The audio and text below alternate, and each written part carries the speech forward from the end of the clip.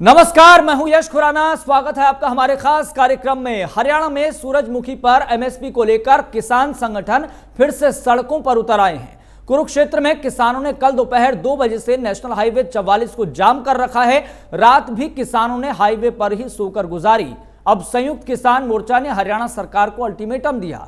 किसानों ने चेतावनी दी है कि अगर सूरजमुखी पर एमएसपी की घोषणा और किसान नेता गुरनाम चढ़ूनी की रिहाई न हुई तो आगे फैसला लिया जाएगा। तनावपूर्ण माहौल और टकराव की आशंका को देखते हुए जिला मजिस्ट्रेट ने कुरुक्षेत्र में धारा 144 लगा दी है। वहीं हरियाणा सरकार ने किसानों के जाम पर सवाल खड़े किए हैं। हरियाणा के सीएम मनोहर लाल ने एक विज्ञापन जारी कर पूछा कि हरियाणा में सूरजमुखी के सबसे ज्यादा रेट हैं, फिर भी क्या राष्ट्रीय राजमार्ग रोकना न्यायोचित है? सरकार ने कहा कि हरियाणा में करीब 38,500 एकड़ में, जी हां, 38,500 एकड़ में सूरजमुखी की फसल लगती है। 8,500 से ज्यादा किसानों को भावांतर योजना में प्रति क्विंटल 1,000 रुपए अंतरिम राहत राशि दी जाती है और अब तक 29 करोड़ से ज्यादा की राशि दे चुके हैं। हरियाणा में मार्केट रेट 4,900 रुपए, वहीं 1,000 रुपए सरकार की तरफ से, यानी कि सूरजमुखी का जो प्रति क्विंटल रेट बना वो 5,900 रुपए के आसपास बनता है। लेकिन किसान ये कह रहे हैं कि अगर सरकारी रेट 6400 रुपए है, अभी आपको यह भी याद दिला दें कि केंद्र सरकार ने हाल ही में तमाम जो फसलें हैं उनका रेट बढ़ाया था और सूरजमुखी की बात करें विशेष तौर पर तो 360 रुपए सूरजमुखी की फसल पर बढ़ाए थे, जिसके बाद ये जो सरकारी रेट है वो 6,760 रुपए के आसपास बनता है, लेकिन किसानों को मिल रहा है 5,900। तो वैसे में इसका समाधान कैसे निकलेगा, ये बड़ा सवाल। तो एमएसपी की मांग पर सरकार का पक्ष क्या है, ये ग्राफिक्स के जरिए हम आपको बता रहे हैं। तो अब तक 29.13 करोड़ की राशि सरकार दे चुकी है। हरियाणा सरकार के कॉन्टेक्स्ट में हम बात कर रहे हैं। वहीं प्रदेश में सूरजमुखी का जो मार्केट रेट है वो 4,900 रुपए, हालांकि कुछ किसान इसको 4,500 रुपए, 4,200 रुपए भी बता रहे हैं। वहीं सरकार की तरफ से दिए जा रहे हैं 1,000 रुपए, जिसके बाद जो कुल मिलाकर जो दाम है वो 5,900 रुपए के आसपास बन जाता है। लेकिन किसान ये बात कह रहे हैं कि जब सरकारी रेट सूरजमुखी का 6400 रुपए है और केंद्र ने हाल ही में रेट बढ़ाया 360 रुपए, जिसके बाद दाम बनता है 6,760 रुपए, लेकिन किसान कह रहे हैं कि भाई ये तो न्याय नहीं हो रहा हमारे साथ। लेकिन फिर हरियाणा सरकार ये कह रही है कि भाई आप इस दृष्टि से भी तो आप देखिए, इस पहलू से भी आप देखिए कि हरियाणा में आपको सबसे ज्यादा सूरजमुखी का दाम मिल रहा है। बाकी प्रदेशों में जाकर आप देखिए, कहीं पर 4,000 मिल रहा है, कहीं पर 5,000 मिल रहा है, कहीं पर 4,500 रुपए मिल रहा है। लेकिन आप इस बात को लेकर संतुष्ट हो जाइए कि हरियाणा सरकार आपको सबसे ज्यादा रेट दे रही है, लेकिन किसान कह रहे हैं कि नहीं, जितना सरकारी रेट है हमें उतना ही चाहिए। और यहां पर इन तमाम पहलुओं के मद्देनजर आप देखें तो किसान अब लगातार अपनी मांग पर अड़े हुए हैं और मसला है कि आगे बढ़ नहीं पा रहा। बातचीत कई दफा हो गई लेकिन बात नहीं बन पा रही।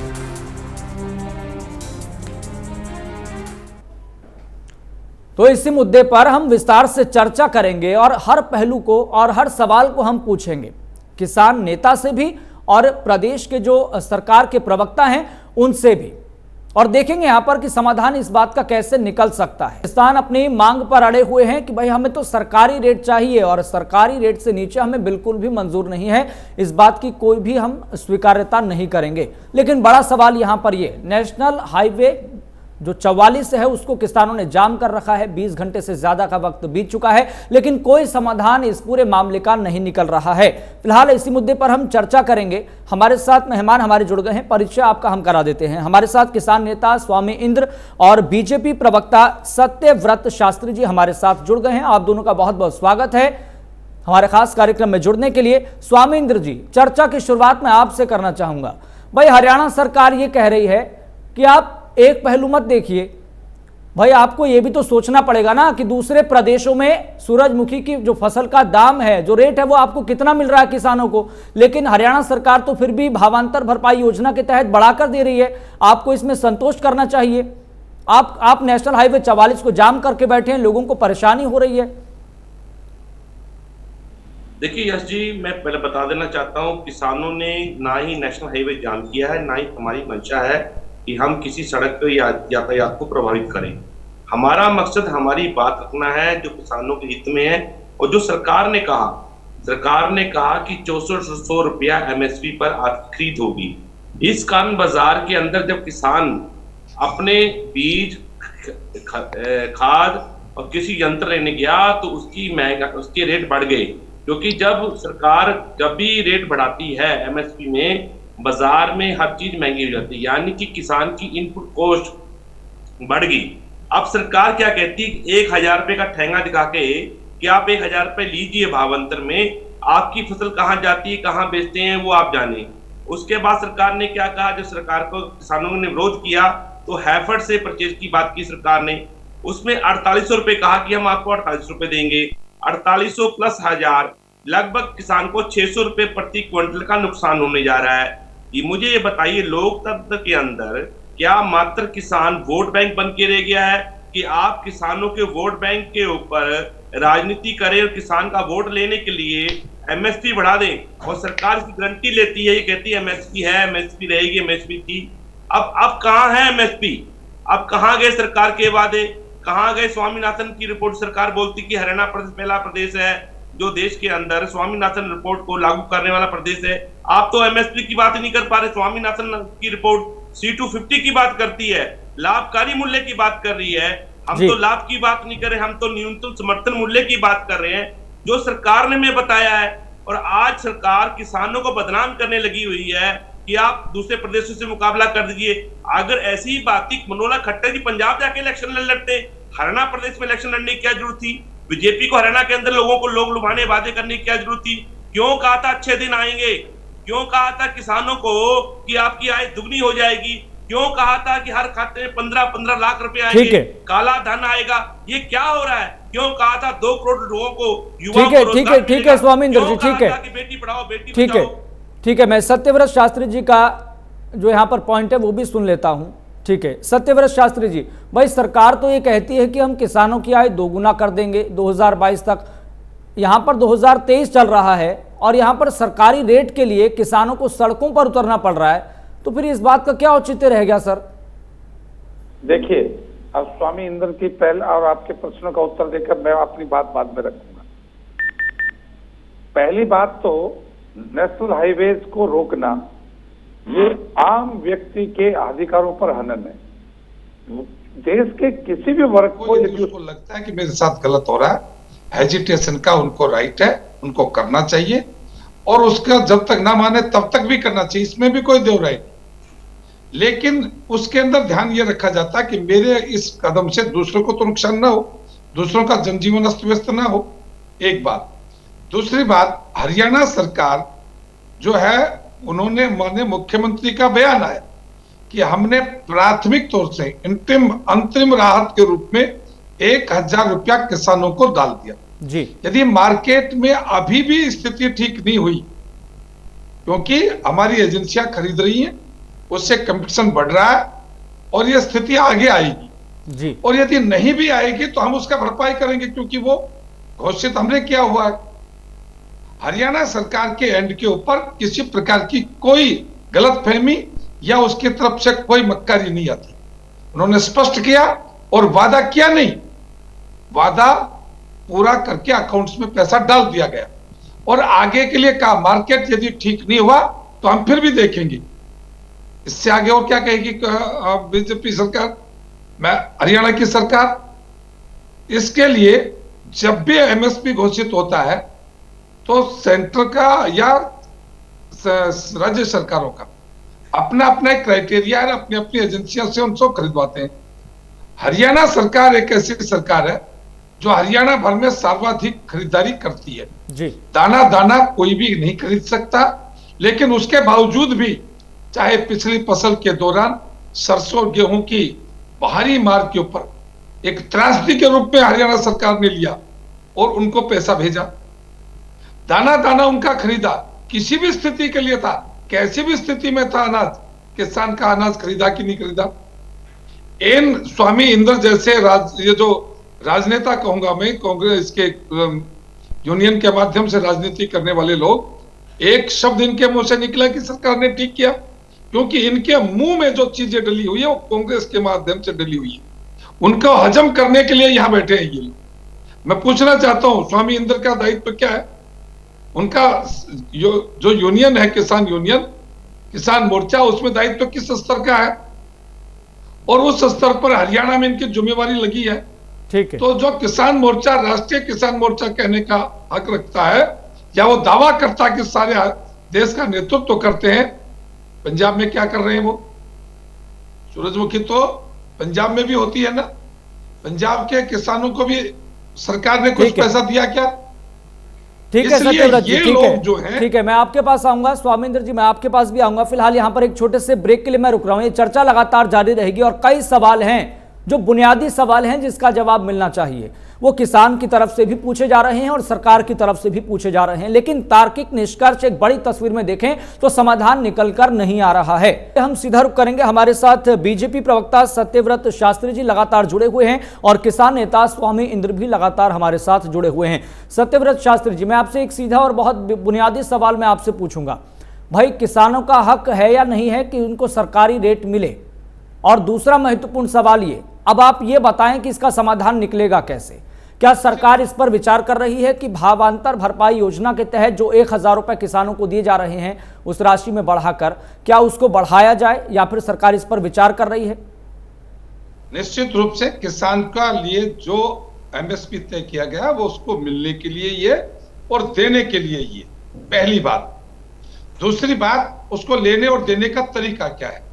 पहला तरीका है कि सरकार उसको खरीदे और उसको पैसा दे दे। दूसरा तरीका, यदि उस उत्पादन का सरकार के पास कोई ऐसे संसाधन नहीं है जिसके उसको मार्केटिंग के लिए उसका उपयोग करके और आगे बढ़ाया जाए, जिससे कि वो जो लागत मूल्य है वो भी हरियाणा के लोगों का, सरकार के लोगों का, जनता का, उसका वेस्ट ना हो, बेकार ना हो, उसका उपयोग किसी दूसरी तरफ से होकर खजाने में वो पैसा वापिस आ जाए। तीसरी बात यह है कि जो जिसको खरीद रहा है और जिसको घाटा है उसकी घाटा पूर्ति सरकार करे। सरकार के पास वो संसाधन नहीं है कि सूरजमुखी का सारा उत्पादन खरीद के उसको कुछ आगे बढ़ाया जाए। तो किसान को नुकसान ना हो उसके लिए अंतरिम एक किस्त सरकार ने 1000 रुपए के रूप में अकाउंट में डाली जा चुकी है जी। लेकिन सत्यव्रत जी, जितना भी गैप बच रहा है उसको कौन पूरा करेगा? वो कैसे पूरा होगा? भाई, केंद्र सरकार ने हाल ही में भी तो 360 रुपए बढ़ाए थे ना, जिसके बाद 6760 रुपए दाम हो गया। तो आप बताइए कि कितना गैप हुआ और कौन फिल करेगा उसे? यार, इतनी जल्दी क्यों करते हो? जो फ्लो बनता है किसी बात को उसको डाइवर्ट कर देते हैं आप लोग। 1 मिनट में क्या आफत आ जाएगी आपको? नहीं सत्यव्रत जी, मैं तो आपसे एक जायज सवाल पूछ रहा हूँ ना। मैं जायज में नहीं, मैं आपसे सवाल पूछ रहा हूँ तो आप सीधा उसका जवाब दीजिए। सवाल का उत्तर तो पूरा होने दो। आप एक बात को अधूरी छोड़ के फिर आगे बढ़ जाते हो।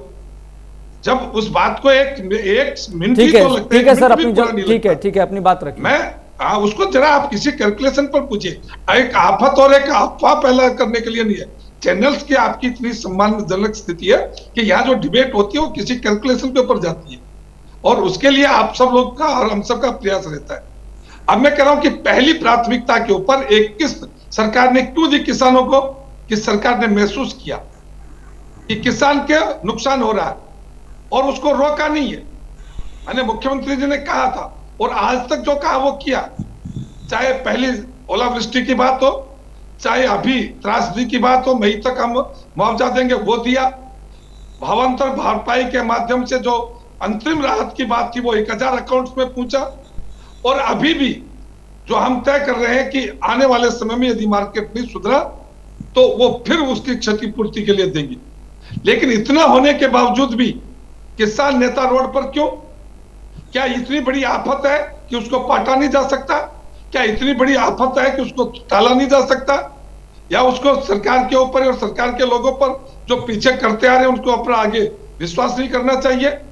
मैं ये कहना चाहता हूं कि जो किसान के ऊपर राजनीति करना चाहते हैं पहले अपने दिल और दिमाग में आप सोच कर देखिए।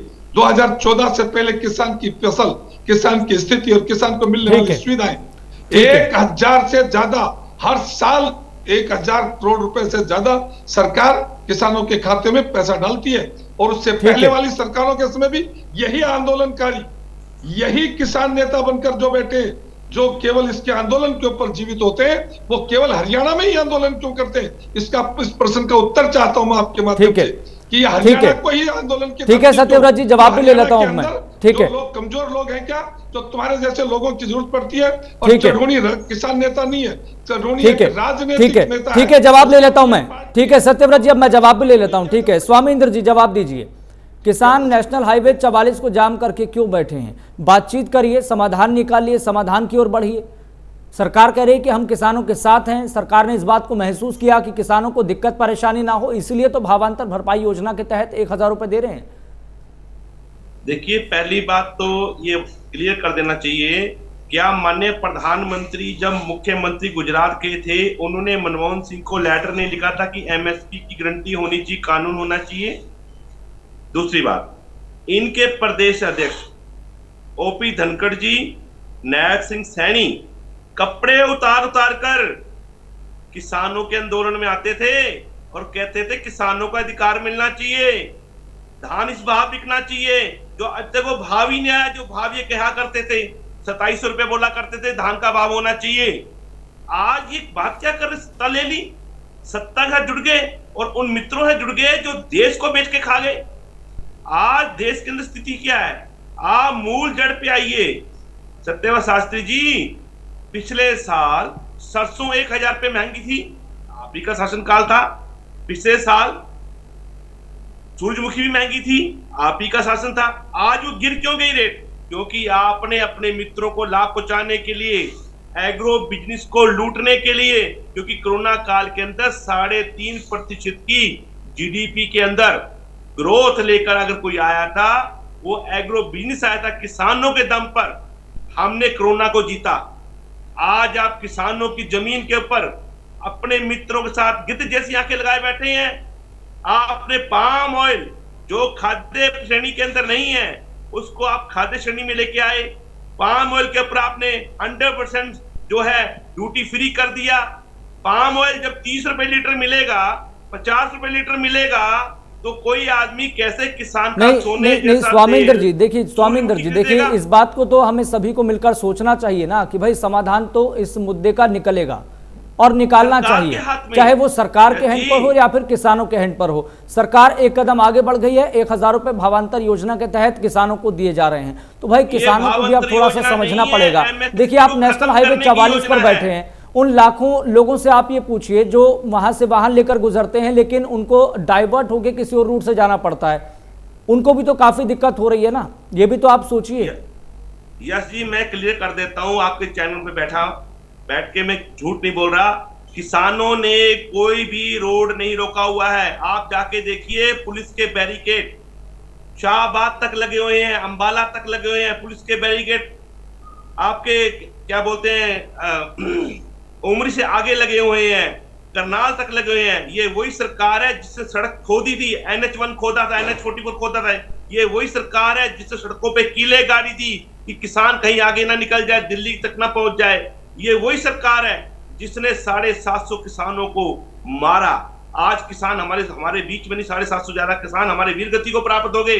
ये वही सरकार है जो आज पूंजीपतियों से मिलकर देश के अंदर खाद्य पदार्थ के अंदर जो तेल है उसके अंदर 20% पाम ऑयल के अधिवेशन करने की अनुमति देती है। इन्हीं के प्राण मिनिस्टर बाबा रामदेव कहते हैं कि पाम ऑयल खाने योग्य तेल नहीं है, इसको खाने से लोगों को विभिन्न प्रकार की बीमारी हो सकती है। ये जीवनदायक नहीं, ये जीवन छीनने वाला तेल है। बाबा रामदेव का बयान है, आप देख सकते हैं। दूसरी बात मैं कहना चाहता हूं, अगर पाम ऑयल इतना ही अच्छा तेल है तो सरकार अपनी कैंटीन के अंदर, चंडीगढ़ के अंदर कैबिनेट की कैंटीन के अंदर उस तेल का बरतों करे, उस तेल का इस्तेमाल करे, अपने घरों में ले जाए, खा के देखें। लोगों को आपने मौत के मुहाने। ठीक है स्वामिंदर जी, मैं आपके पास आऊंगा।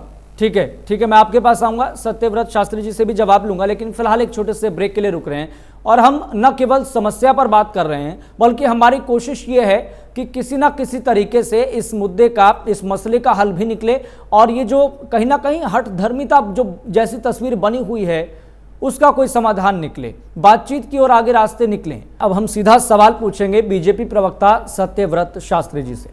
सत्यव्रत शास्त्री जी, किसान ये बात भी लगातार कह रहे हैं, प्रमुखता के साथ अपनी बात रख रहे हैं कि ठीक है, आप 1000 रुपये भावांतर भरपाई के तहत जोड़कर दे रहे हैं, जिसके बाद जो दाम है 5800 रुपये या फिर 5900 के आसपास हो जाता है।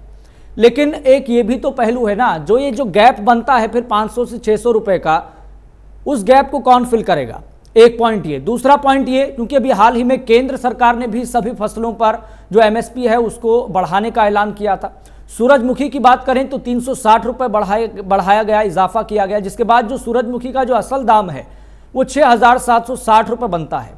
इस गैप को कौन फिल करेगा सर, आप ये बताएं। और तीसरा पॉइंट मैं यहां पर ये रखना चाहूंगा कि आज परिस्थितियां ऐसी हो गई है कि किसान का जो बेटा है वो खेती नहीं करना चाहता, वो कहता है कि किसानी में कोई फायदा नहीं है।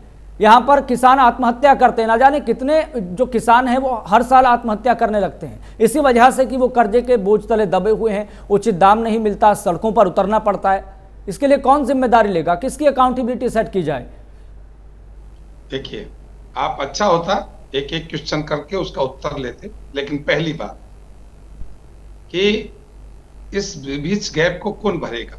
पहली बात, हरियाणा सरकार ने इस बारे में कोई ऐसा संकेत नहीं दिया कि हमने जो दे दिया सो दे दिया, आगे भी विचार करेंगे। माने मुख्यमंत्री का 3 बार रिपीट कर चुका मैं इस बात को, पर शायद आपके कानों तक या बाकी तकनीक मुझे कोई बात नहीं सुनने। नहीं तो सर फिर ठीक है, लेकिन ठीक है, आप ये कह रहे हैं कि आप 3 बार बोल चुके हैं, तो हरियाणा सरकार जल्दी से फिर स्टैंड लेना, भावांतर भरपाई योजना के तहत जो गैप है उसको फिल करे, किसानों का जो प्रदर्शन है, धरना है, उसको खत्म करवाए। क्या परीक्षा ले रही है सरकार किसानों की? आप धैर्य रखें ना, प्रश्न करते हैं तो उत्तर का भी समय उतना ही चाहिए जितना आपने प्रश्न किया, उत्तर ज्यादा समय में दिया जाता है। मैंने कहा कि कोई संकेत सरकार की ओर से ऐसा नहीं है कि हम आगे विचार नहीं करेंगे। आगे विचार चल रहा, मार्केट भी उठेगा, हमारी एजेंसियां खरीदार में लगी, उनके कमीशन में अब आगे बढ़ रहा है मामला। लेकिन उसके बावजूद यह बात है कि मार्केट यदि नहीं उठा तो हम देंगे उसको, किसी ने मना नहीं किया, और उसकी श्योरिटी के लिए पहली किस्त जा भी चुकी है। जरूरी नहीं है कि सरकार के पास पैसे की व्यवस्था ऐसी ना हो कि एक साथ दिया जाए, तो 2 में 3 में किस्तों में हमेशा होता रहता है, होने के लिए कोई दिक्कत भी नहीं है, कोई इसको गलत भी साबित नहीं करता। दूसरी चीज कि जब आपने कहा कि जिम्मेवारी किसकी, और किसान का बेटा आज काम नहीं करना चाहता, किसान का बेटा जो किसान जो लोग कहते हैं जो 20, 30, 50 एकड़ के किसान है वो कोई खेती नहीं करता, वो सब मजदूर काम करते हैं। आप किसी भी गांव में जाकर देखिए, वहां न कटाई होती, न बुआई होती, न पिसाई होती, न कुछ नहीं होता, वहां सब मजदूरी से होता है। इसलिए किसान जो बड़े मालिक हैं, जिनके आंदोलन के फीस को लेकर ये लोग बैठे हैं, उनके यहाँ कोई खेती नहीं करता, सब अफसरों और ऊपर काम करते हैं। जो छोटी लागत के किसान है वो किसानी करते हैं, उनके लिए सरकार चिंतित है और उनकी चिंता के वाजिब मानकर उनके अकाउंट्स में समय पहले पैसा डालती है।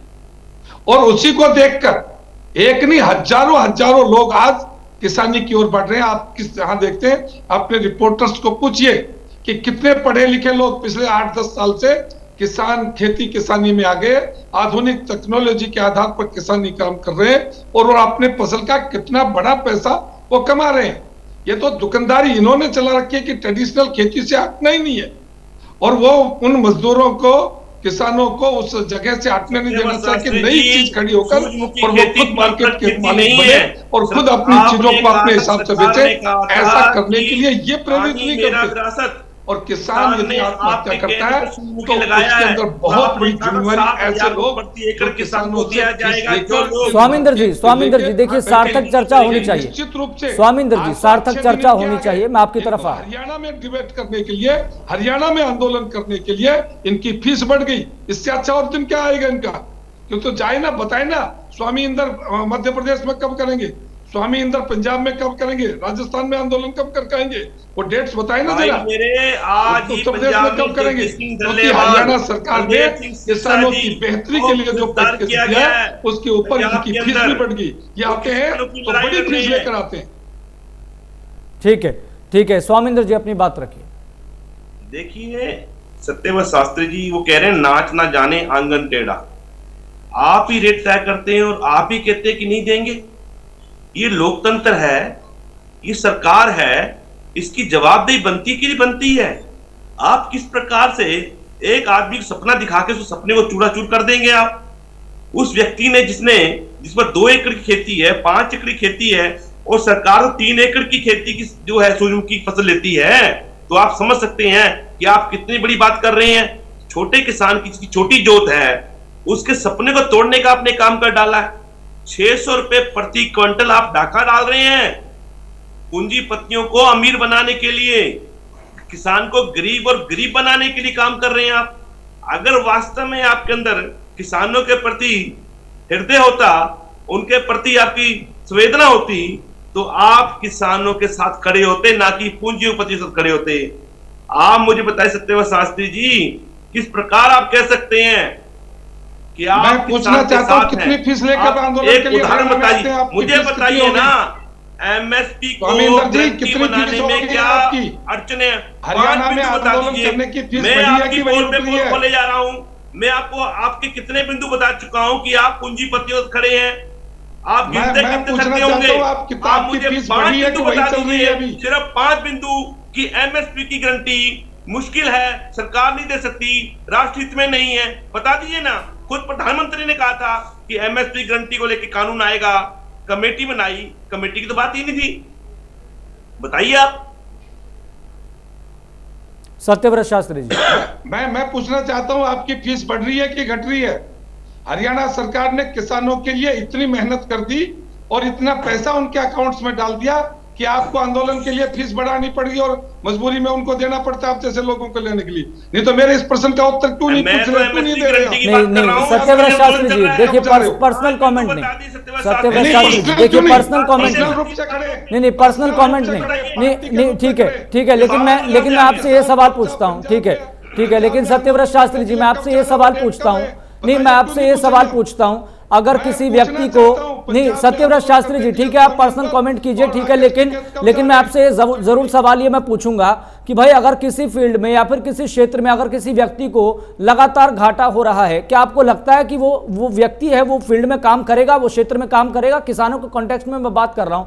आप कह रहे हैं कि आज जो किसान का बेटा है वो अलग अलग टेक्नोलॉजी के माध्यम से आज खेती को आगे बढ़ा रहा है, लेकिन आप ये बताइए ना कि कितने किसान देश में ऐसे हैं, सीपीएसी की जो रिपोर्ट है कि कितने किसानों के पास कितने बड़े खेत हैं, कितने छोटे किसान हैं, इस रिपोर्ट पर कौन जाएगा? फिर हम जाएंगे भैया, हम इस पर काम कर रहे हैं। हमने सबके लिए एसपीओ हमने बनाए हैं, हर किसान के समूह बनाकर उनको मार्केटिंग का और उनको कृषि उत्पादन का और उनके आगे को रोग निरोधक चीजों को देखने के लिए कमेटियां विशेषज्ञ बनाए हैं, उनके ऊपर काम हो रहा है।